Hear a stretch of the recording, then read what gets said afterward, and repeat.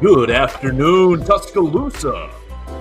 Good afternoon, Tuscaloosa, Internet World, West Alabama, downtown Northport. How we're doing anywhere and everywhere that you're watching the Joe Gaither Show right here on BamaCentral and BamaCentral.com. Of course, I am Joe Gaither, and you are the viewer. You're watching us on YouTube, Facebook, and Twitter. You're listening to us on Spotify, on Apple Podcast, and on Amazon. Really, anywhere that you get your podcast platforms, you can find the Joe Gaither Show on BamaCentral. We appreciate everybody who's tuning us in today. You can find me, of course, all at Joe Gaither6 on the Twitter machine and Instagram and Facebook, anywhere on the social medias, YouTube at Joe Gaither6. You can leave me your comments, your questions, queries, and complaints. We're going to have, hopefully, a fun Tuesday. I apologize. I jumped on a little bit late today because I was waiting and reading some of the latest developments in the Darius Miles case, the former Alabama forward who is on trial or about to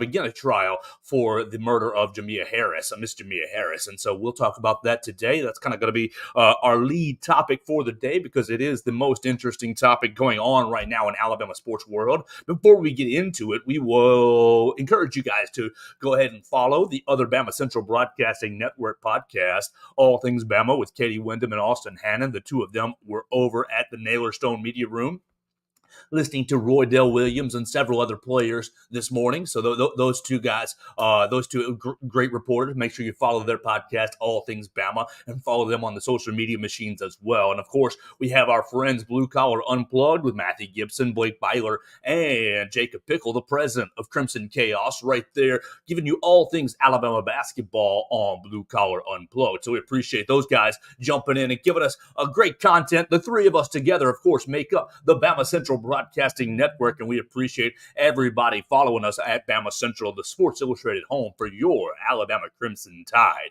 So get all those formalities out of the way, and we'll set up our show today. We're going to talk about Darius Miles and his case.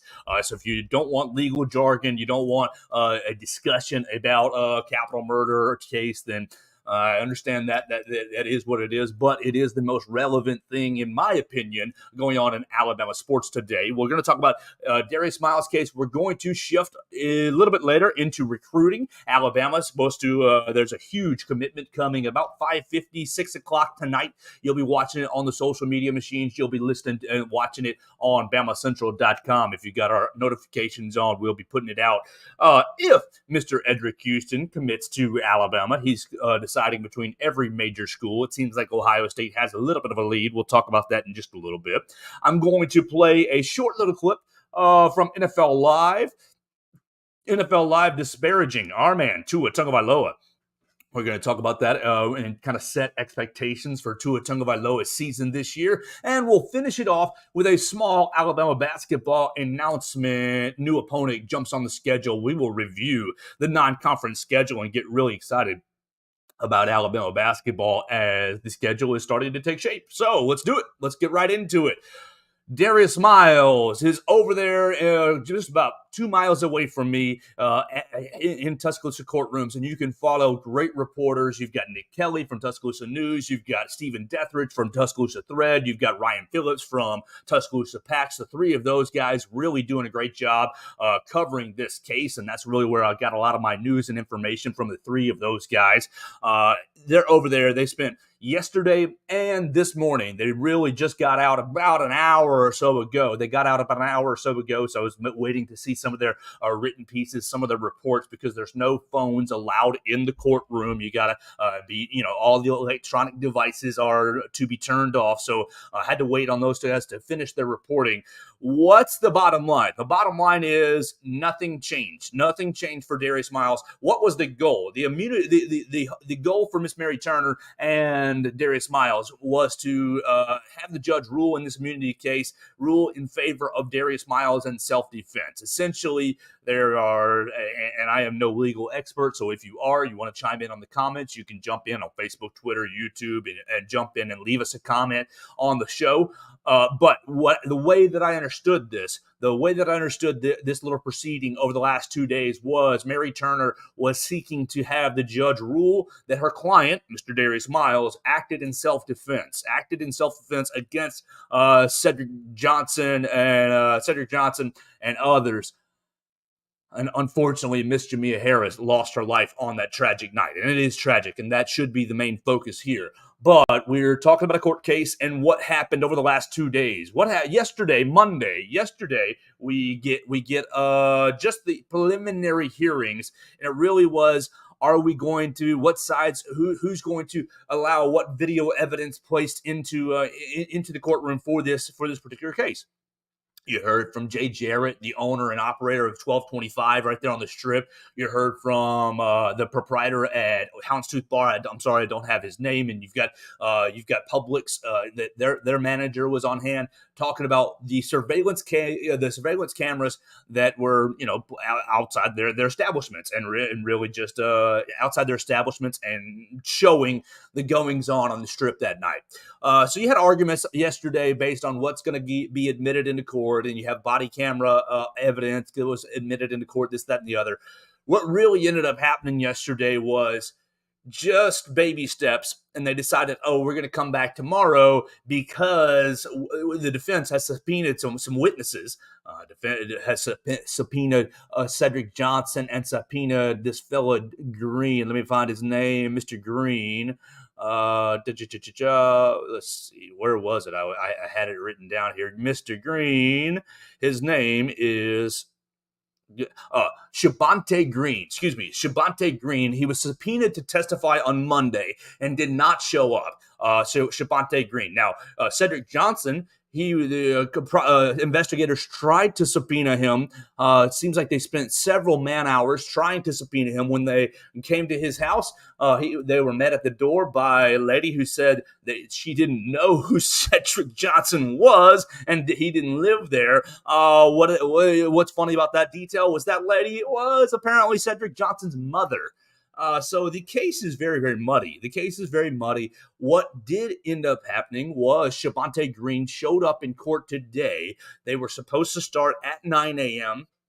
They suspended till 9:30 because Shabante Green was not there yet. And then they got in contact with Mr. Green, and Mr. Green said, I'll come to court, but I need a ride.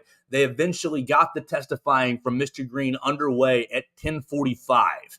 10:45, they started over in the Tuscaloosa courtroom.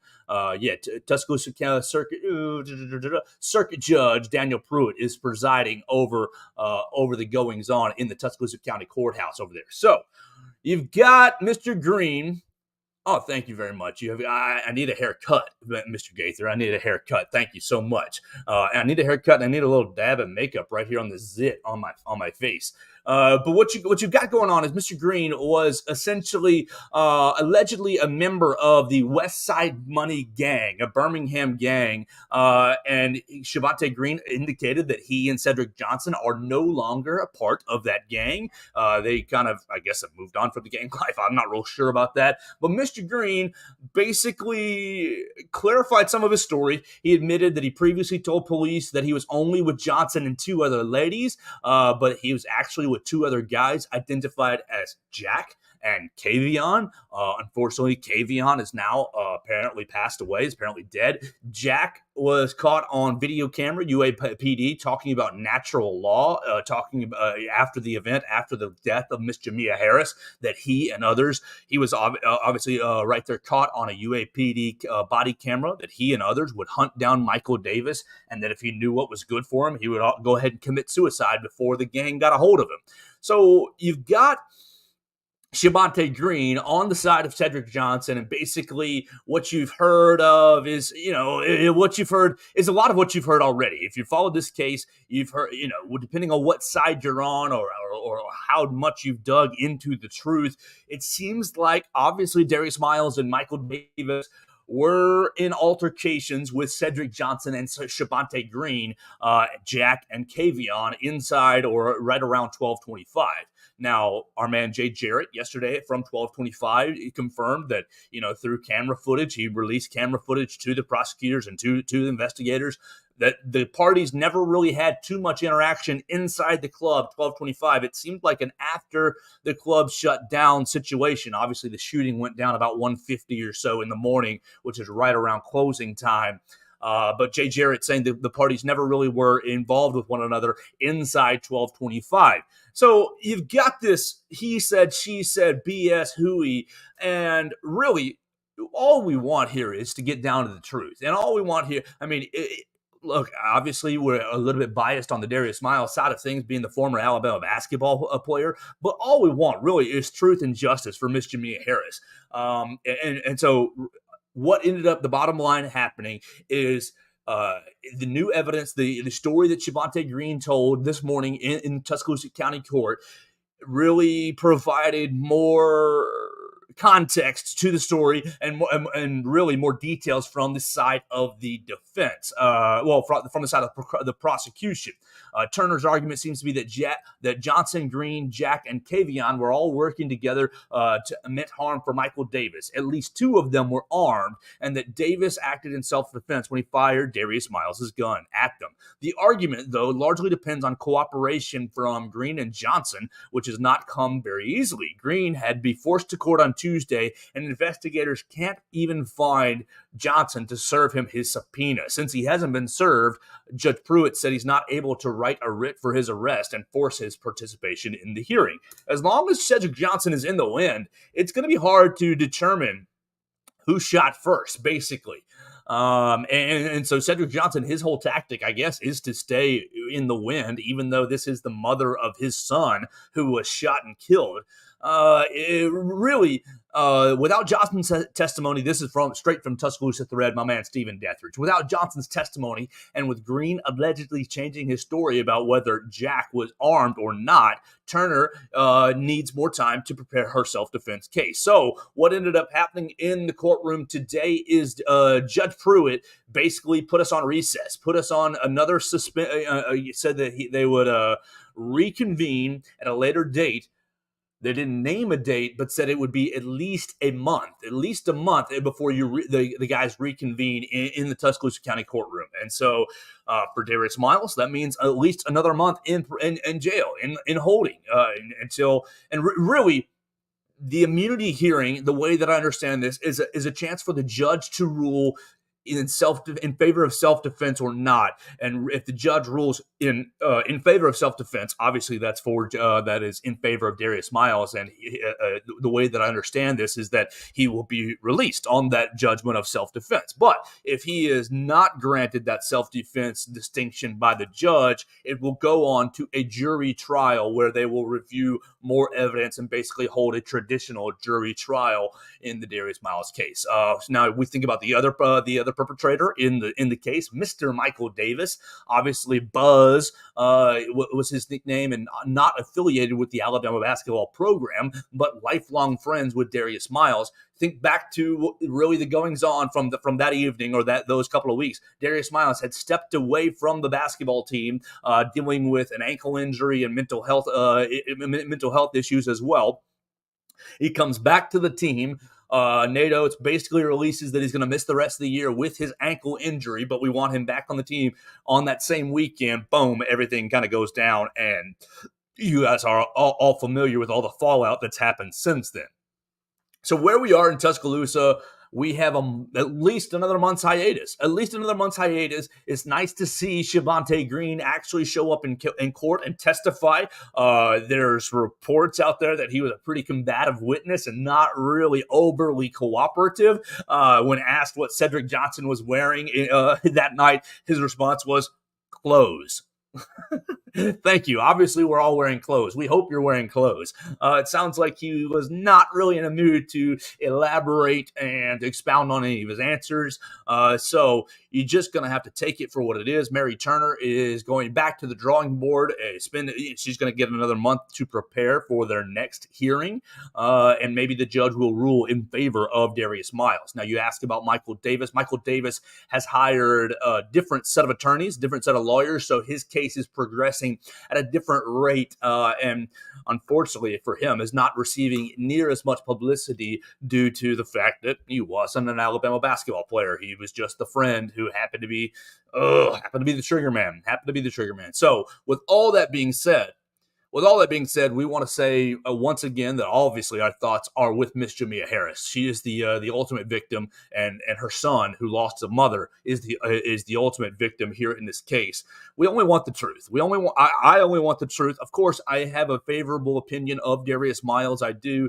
But you're only looking for the truth here. Now, if Darius Miles and his buddy Michael Davis are the guilty parties, then you know what? Tough stuff, and they're going to have to pay for the consequences. Capital murder, shooting into a vehicle, is a capital crime, and that it will come with a very heavy punishment, a very difficult punishment. But I am only after the truth here in every story. I'm hopeful that the truth reveals self-defense for Darius Miles and Michael Davis, just because I think that is what has happened. Now, if I have further information or further details, maybe my mind will be changed. But for the moment, with Cedric Johnson in the wind, not willing to testify, not trying to find, come on, I'm sorry. I'm just trying to put myself in their shoes. If that was my girlfriend / baby mama, I want justice for her, and I'm going to tell everybody what happened or my side of the story. For him to kind of just conceal his side of the story, and for his buddy Shavonte Green to be ignoring subpoenas, and we were in gangs, we weren't in gangs. Oh, there was actually 4 guys, not 2 guys there. You're starting to get into muddy waters where the story goes. So caution everybody to keep holding out, because the story is not officially, written in stone. I think you need to keep your open mind to what could and could not be, and prepare yourselves. In a month, we will hear more details. The judge will have a chance to rule whether he's ruling in favor of Darius Miles or not. Obviously, the circuit judge, Judge Daniel Pruitt, is going to, try to be as objective as possible and stick to what he finds in the evidence. So I really appreciate guys like Stephen Deathridge, guys like Nick Kelly and Ryan Phillips hanging out in the courtroom for people like me who cannot handle legal mumbo jumbo. You can follow them at Tuscaloosa Thread, Tuscaloosa News, and Tuscaloosa Pats. Those guys are writing their fingers off right now to give you details of what happened in the Tuscaloosa courtroom this morning, county courtroom this morning, with the latest on the Darius Miles case. So really, the bottom line, if you don't hear anything else, the bottom line is nothing really was decided. Nothing was decided. Cedric Johnson still has not been subpoenaed. That's really kind of a disappointing turn for me. Yes, Shavonte Green was subpoenaed. He did put in, it sounds like a pretty lengthy testimony today, but it further complicates things, and Miss Mary Turner is going to get another month to prepare and decide, to prepare and build her case, the self-defense case. So we'll stick with it right here at BamaCentral.com. Obviously, we will stick with the case until it's concluded. No matter its conclusion, we will be covering it as objectively as we can here at BamaCentral.com. And again, bottom line is we're only seeking the truth. And bottom line is we really need to keep the focus, in my opinion, on Miss Jamia Harris, her passing, and her young son, who doesn't have a mother. That's the most tragic part of the case, and it really should be the focus of all of our thoughts and prayers. All right, so we get the serious stuff out of the way. Just because I think it is the most important part of what's going on today. We can talk football if you want to. Drop a comment if you want to talk Alabama football, and we can pivot onto any of your conversations that you want to build. I want to talk next about Edric Houston. Edric Houston, if you guys are not following recruiting, that is A-okay. That's my job, so that's what I'm doing for you guys. If you're not following recruiting, ain't no problem. Mr. Edric Houston is a 5-star defensive lineman, defensive end, kind of tweener prospect out of Buford High School. You guys all know Buford High School has been good to Alabama. Isaiah Bond, Jake Pope, you've got Justice Haynes, 3 guys right now on the roster from Buford High School. But Buford, obviously a Georgia powerhouse. They have three major prospects on their team right now this year as 2024.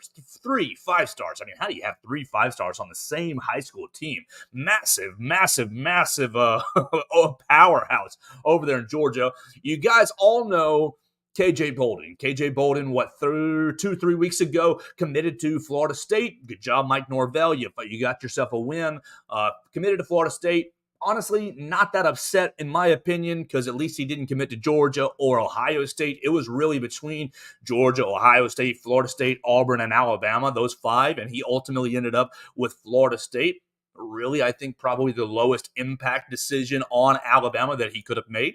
All right, Alabama pivots and goes out and flips Peyton Woodyard and Red Morgan into the class at the safety position and secures Dre Kirkpatrick Jr. over the weekend. We haven't even talked about Dre Kirk Jr. committing over the weekend. What a masterful fake out that he did. If you haven't seen the fake out, you can read it right there on BamaCentral.com. It was between Alabama and Missouri, and I'm sitting there watching the presentation, and he goes all the way into putting the Missouri shirt on and putting the Missouri hat on. And I'm thinking, Alabama missed out on the legacy. Then he throws off the Missouri hat and throws off the Missouri shirt and grabs his daddy's jersey. Oh, be still my beating heart. Grabs his daddy's 21 Alabama jersey and puts on the Alabama hat.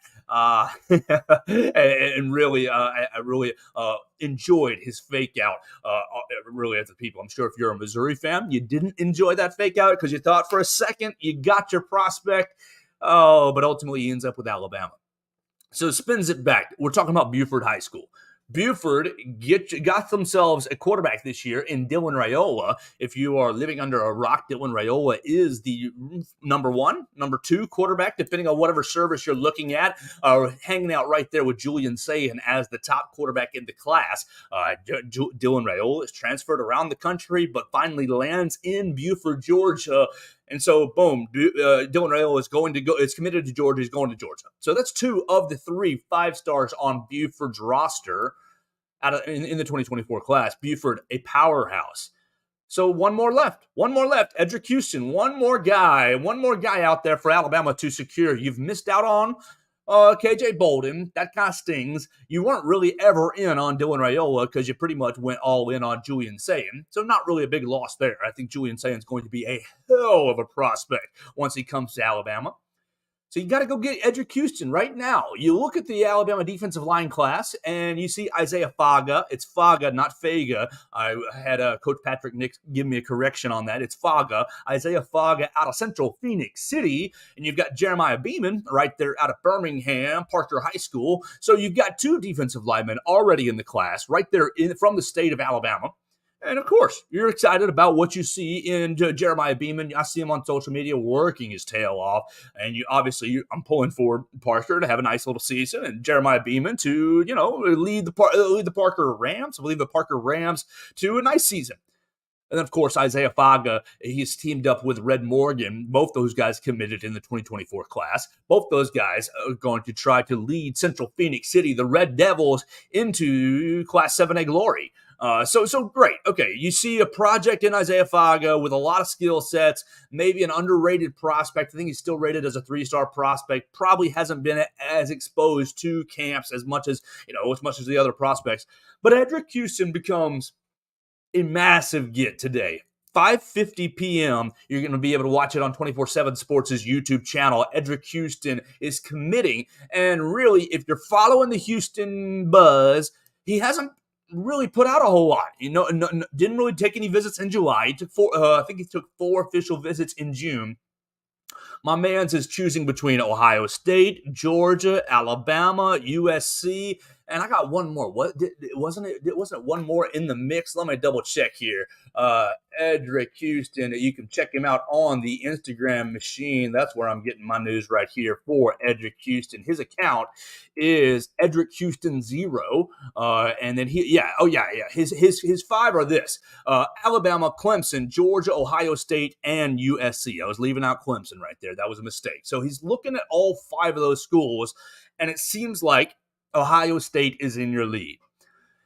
And now that makes me upset just from an Alabama standpoint, a little bit. But He's right there in Buford. Whoever he chooses today, this guy's a major prospect. He's a five-star prospect. You look at the composite, he's ranked 23rd nationally in the class. He's ranked as the fourth best defensive lineman in the class and the sixth best prospect in the state of Georgia.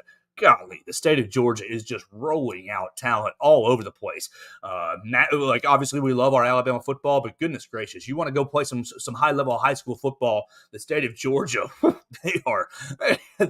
it's tough over there. So Edric Houston, the sixth best prospect in the state of Georgia. It seems like it's going to be at Ohio State tonight. I want to prepare anybody who's getting ready for that. Don't get your hopes up too high, but I think it's basically Ohio State, Georgia, or Ohio State, Alabama, and then Georgia in that order. But he's kind of played his cards close to the vest. And, you all know Nick Saban, the ultimate closer. At this point, I'm going to have an article ready to go for him committing to Alabama tonight. If he commits to Ohio State, I won't be that overly surprised, but I think that there's still a really good chance that he commits to Alabama and really pushes this class up into the top three. Alabama currently sitting with the number 4 overall class in the 2024 cycle. But you look through the rest of the class. You look through Georgia, Ohio State, Florida. Look, Georgia. Let's play with the class calculator. All right, so Alabama right now, the class calculator has them at 275, and the next one is Florida at 283. Let's play with the class calculator live on the program and see how high up Edric Houston, his addition would be. His addition, you add Edric Houston to the class, boom, you make Alabama at 285. So they would jump Florida. They would jump Florida for the number 3 class, and they'd be right behind Ohio State and Georgia. Georgia, obviously, with the number 1 overall class right now. Oh, man, Kirby Smart and his recruiting machine. They're still rocking and rolling with a big old 313 for their points. So, really, you're trying to sneak into the Ohio State-Georgia realm. Edric Houston would give you 19 commits on the class. Look, Alabama's going to probably take 24, 27, somewhere right in that range. So you still have 7 or 8 spots that Alabama can add to. I think that you're really looking forward to trying to snag Edric Houston tonight. And even if he doesn't commit to Alabama, Edric Houston's recruitment is going to go all the way to December. What's the December signing date? I think it's probably going to be December 18, somewhere around there, December 20, somewhere around there. You're going to stretch this. This recruitment is going to go all the way to the end of December, or to the December signing date. And ideally, Alabama, even if you don't get good news tonight, I would caution Alabama fans, don't jump off the bridge yet. I still think they are going to be in on Edric Houston throughout the entirety of the fall until Penn gets signed to paper. And so that's what you're going to be looking for tonight. 5:50 on the 24/7 Sports YouTube channel. You can watch Edric Houston, or just keep your alerts on to BamaCentral.com. As soon as if he puts on an Alabama hat, we will have an article out right there for you. If he doesn't put on an Alabama hat, I'll throw my article in the trash and I'll go cry in the corner and say, what's wrong with us, Alabama, roll tide, boo hoo hoo. I'm just teasing. Tomorrow you're going to have Daniel Hill. Daniel Hill, Mississippi running back, is going to be committing, and he's between really 3 schools: South Carolina, Mississippi State, and Alabama. I think that his family is really pushing him to stay in the SEC West. His father is a Mississippi State alum, a Mississippi State graduate, played with the Bulldogs, and I think his family wants him to stay close to home. So Alabama or Mississippi State are kind of what's pushing, or kind of who's being pushed from the family perspective.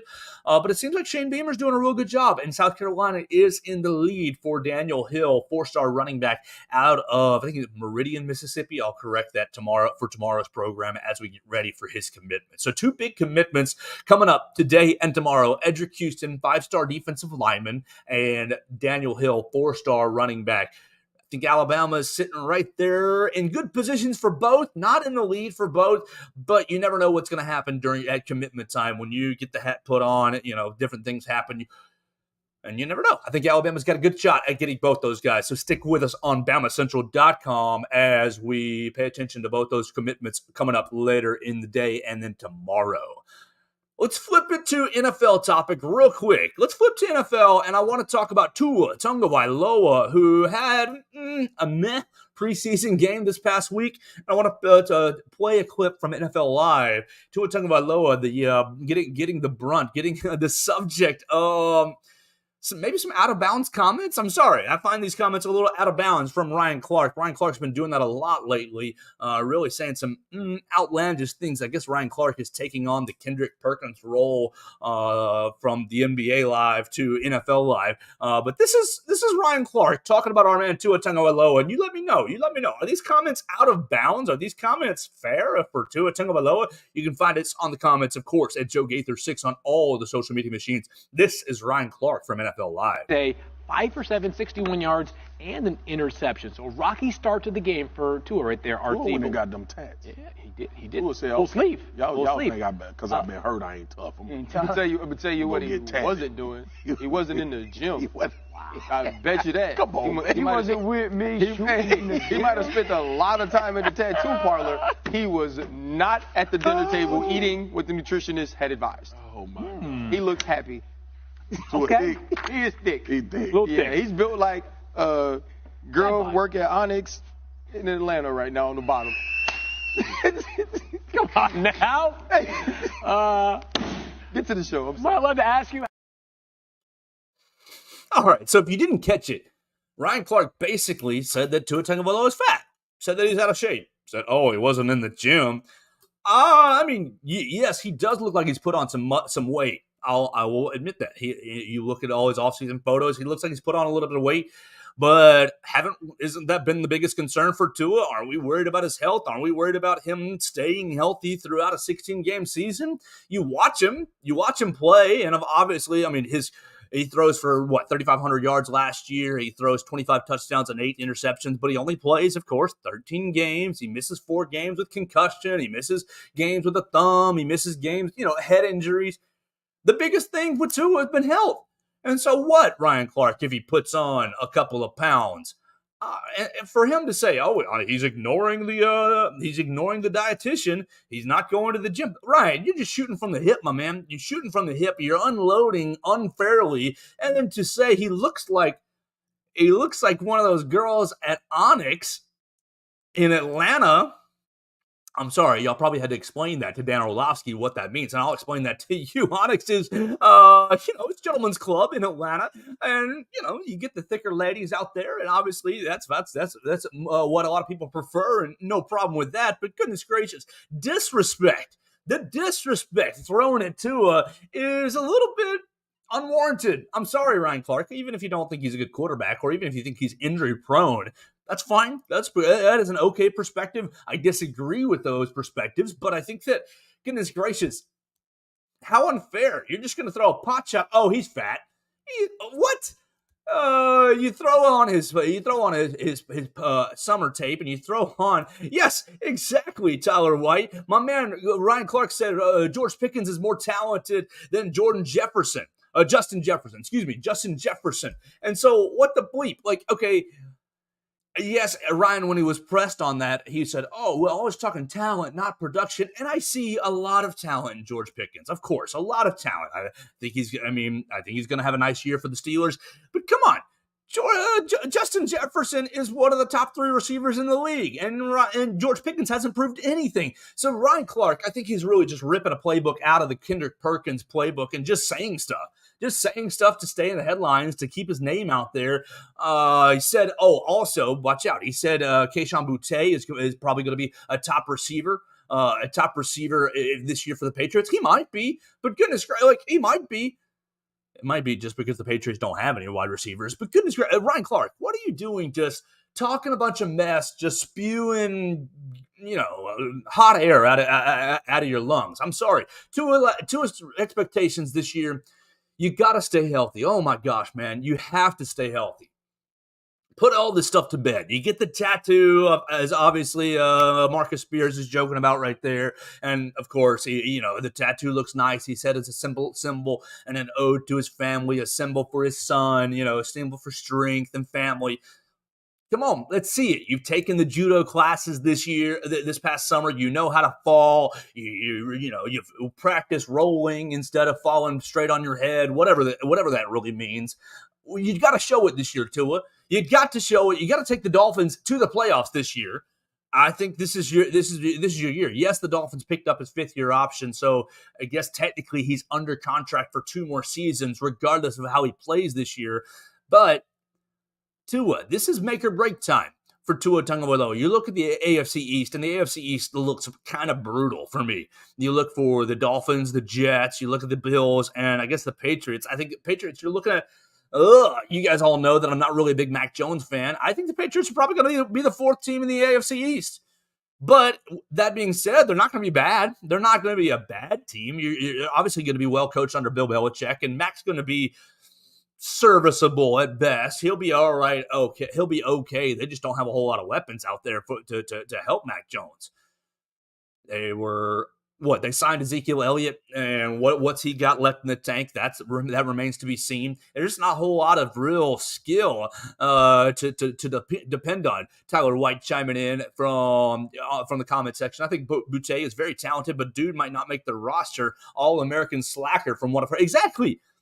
He never really wanted to play in college because, I'm not getting paid. And, the old Cardell Jones line, we didn't come here to play school. He was never really about the system and development and discipline in college. I guess I've heard that's improved since he's on the Patriots roster. And I guess it's like, you better improve that aspect. But the Patriots don't have a whole lot of weapons. So you think about the AFC East. What are you really looking at? Obviously, the Bills walk into the division as the prohibitive favorites. Haven't they won the last 2 in a row? And the Jets feel great about their offseason moves. I kind of think they're going to blow up in their face because they're the Jets and they don't really have a great offensive line. But you never know. Obviously, the Aaron Rodgers magic might be enough to take the Jets up to the next level. It's right now or never for the Dolphins. You've got to get into a running game. You brought in a bunch of running backs. You obviously know what you have at the wide receiver position in Tyreek Hill and Jalen Waddle. It's Tua's time right now. So, Ryan Clark, look, I only wanted to play that clip so I could rip on you just a little bit for going out of bounds, talking about Tua's health or talking about Tua's body shape. I think it's very disingenuous to say that Tua Tagovailoa is fat, that he's out of shape. I don't think that at all. I think that, he definitely put on some weight this offseason, but that's been a 3-year process. He's put on weight basically every offseason. I don't think it shows a lack of dedication to the craft. I think he and his wife and his trainers and really everybody in the Tua camp said, hey, man, every year you're getting hurt, so why don't we go another 5 pounds? Why don't we go another 10 pounds? And I think that obviously he's trying to take care of his body as best he can. We try the judo out. Hopefully that's going to be effective this year. Just unfair, out of bounds comment by Ryan Clark on NFL Live. I think he's really playing kind of the wild card role on that show. And so you give him, I guess, maybe a little bit of a pass because that's the role he's trying to fill. He's trying to be the funny guy. He's trying to give people things to talk about. And look at me. I got suckered into talking about his comments. So good job, Ryan Clark. You got me suckered in, and you're keeping your name in the headlines by making fun of Tua Tagovailoa. So with all that being said, we probably shouldn't move on before we predict what's going on in the AFC East. Oh, gosh, I haven't put that much thought into it, but I guess I'm going to go. Look, the Dolphins, I think they should win the division. They should, but I don't believe in them. I just don't believe that they're going to last all, I don't believe in their consistency and performance, as Nick Saban would say. So I guess I will say, I guess I will say the Jets are going to win the division. I feel like it'll go Jets, Dolphins, Bills, then Patriots in that order. And who knows what it'll be.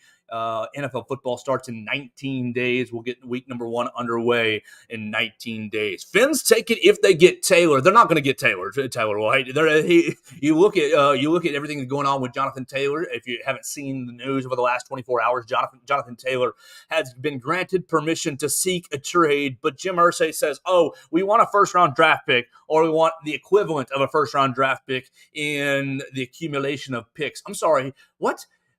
Jim Irsay, you say, you're not valuable enough to be paid. You're not valuable enough to be paid long-term, but you're valuable enough to ask for a first-round draft pick? they're delusional in Colts land. He's not going to get moved. He's going to be basically a disgruntled running back all season long. Maybe he'll play, but I kind of see it more likely that he sits out for the Colts until they kind of move on from one another. CJ Watson chiming in on the comment section as well. I hope you're having a great day, CJ. Thanks so much for watching us today. You can appreciate your comment as well. Let's talk about Bama basketball as we're getting out of here for the day, as we're done almost on the program today. Bama basketball, a little bit of tidbits of news, signs a contract or makes an agreement with Arkansas State to jump on to put the Red Wolves onto the schedule. If you haven't seen what's going on with Arkansas State or don't know what's going on with Arkansas State, they recently hired a new head coach. Who? Brian Hodgson. Oh, yeah, the former Alabama assistant coach. So you have all three assistants last year jump to new head coaching jobs, and Brian Hodgson lands with Arkansas State. And so Brian Hodgson tweets out, one thing that I've learned from Nate Oates is to schedule tough. So we are excited to have Alabama on the schedule. And so let's talk about really the schedule's almost done, almost locked in. You look through the non-conference schedule. Obviously, the conference schedule is done. You can kind of look up those dates on your own. But the non-conference schedule is pretty much there. November 6th, you're opening with Morehead State. Then you're playing Indiana State, South Alabama, Mercer. 4 home games to get you rolling in the month of November. Then you're going to Florida to play Ohio State, and then you're either going to play Santa Clara or Oregon in that second game, November 24th and 5th over Thanksgiving. You're going to take on Clemson in the SEC ACC Challenge. Not something I'm super excited about, but it'll be another game right there in the airplane hangar. And then you're bringing in Brian Hodgson December 4th, Arkansas State. And obviously, Arkansas State had their own troubles last year, but Brian Hodgson's going to throw the kitchen sink at you. And then you really get the non-conference season ramped up. December 9th, you're going to Toronto to play Zach Edey and the Purdue Boilermakers. That's going to be an all-out battle. And you're going on the road to Creighton, lifelong rival, the Creighton Blue Jays. That's going to be... Whether Creighton's real good or not, that's going to be a knockdown, drag-out game, one that I am not looking forward to based on, the history of that rivalry. Trevor Relaford was fouled. And I'll go to my grave saying that against Creighton in the 2010 NCAA championships. Then you're going out to Arizona for another big game. You're playing Arizona in Phoenix at the Footprint Center.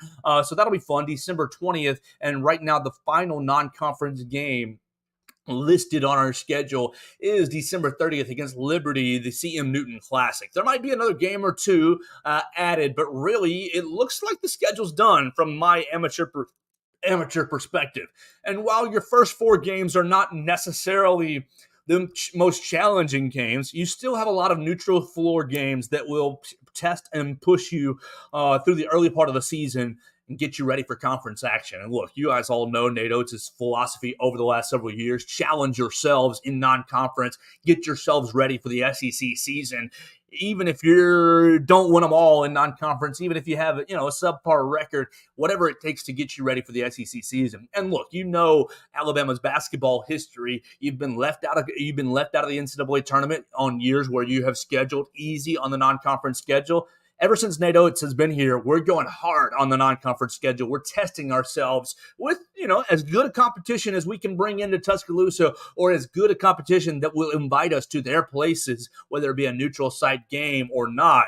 We want to be tested for the SEC season. And look, I saw John Rothstein put out his predictions for the SEC season, putting Alabama at 7th. Okay, you let just sleep on us, Rothstein. I know that obviously you lost Brandon Miller and you're not looking at very many lottery picks on this roster. Just keep sleeping on us. I'm really excited about what this roster will be. And I think that really come November the 6th, is that right? November the 6th against Morehead State, Alabama's going to put a great product on the floor under head coach Nate Oates. I've reached out to several people in the Alabama basketball facility. Hopefully we'll get some basketball guests on the program in the future. Look, what we're going to do for the rest of the week, we're trying to get a time locked in for Jay McPhillips. the executive director for Yay, Alabama. He's going to join me to clear up some of the things that I got wrong on Friday's program. He's going to join us. Yeah, exactly, Tyler White. Nate Goetz is not finishing 7th. I mean, come on, that's an absurd take. That is John Rothstein is one of the smartest minds in college basketball, but that is a disrespectful take to really what Nate Oates has been building already through the first 4 years of his tenure. I think at this point, you can pretty much book Alabama a top 4 seed in the SEC tournament and lock us into somewhere in the NCAA tournament. We're going to put a competitive product on the floor. 7th is just absurdly disrespectful. We're going to get Jay McPhillips onto the program, executive director of Yay, Alabama. He's going to join us sometime this week. I believe he's going to let me know when he's available for a phone call. Very, very busy man trying to build Yay, Alabama and build their brand. We've talked to the Carrollton High School media director about getting Caleb Odom and Zakai Hilton onto the show. Those two guys are obviously the two Carrollton Trojans committed to the Alabama Crimson Tide. Caleb Odom, a 2024, Zakai Hilton, a 2026. If you haven't seen their news, 2026 Julian Lewis quarterback committed to USC today. That was one of Alabama's big targets in the 2026 class. Way too early to worry about that right now because, come on, we got 2 more years to recruit the kids. But that is what the latest on Julian Lewis. He committed to USC today. So we're trying to get up with the 2 Carrollton Trojans. I think that we made some positive progress. And then next Monday, I'm going to be joined by Eric Anders. Eric Anders, a former Alabama Crimson Tide linebacker, UFC superstar. Really excited to bring him on the show. He's going to be one of the honorary captains for the MTSU matchup. Really excited to welcome him on the show. And then on Tuesday, we'll be talking to Sam Doughton. Sam Doughton is the staff writer for MTSU Athletics. So we're going to get an inside look at the Blue Raiders next Tuesday, what they're bringing to Bryant-Denny Stadium. And I'm going to try to do that each and every game week, try to bring on a beat writer or a reporter for their respective opponents. So I'm starting to look for a Texas reporter to join me for the next week. But that's kind of what's setting us up for the next couple of days. We'll try to get McPhillips. We'll try to get Jay McPhillips on this week from Yay, Alabama. We'll try to get Caleb Odom on and Zakai Hilton on this week from Carrollton High School. And then next week we're locked in already with Eric Anders on Monday, and we're locked in with Sam Doughton from MTSU's MTSU staff writer Sam Doughton next Tuesday. So that's going to be kind of the next couple of days on the program. I appreciate everybody who's jumped in and joined us. You're watching us on BamaCentral's YouTube channel. You're watching it on my YouTube channel, on Facebook, on Twitter, on on Facebook and on Twitter as well. You can find me at Joe Gaither6. The social media machines, of course, anywhere right there at Joe Gaither6. Shoot me a comment, a friend request, a follow, whatever you want to do. That's A-OK. We appreciate everybody watching us and listening to us on Spotify, Apple Music, and on Amazon. Remember to check out our other BamaCentral Broadcasting Network podcast, Blue Collar Unplugged, and all things Bama. So for you, the listener, I love you so much. Thank you so much to my commenters, my man James, my friend Tyler White, and CJ Watson jumping in on the comment section. Go tell a friend about the program. Like, subscribe, share, all that good stuff. We'll be back tomorrow with another edition of the Joe Gaither Show right here on BamaCentral and BamaCentral.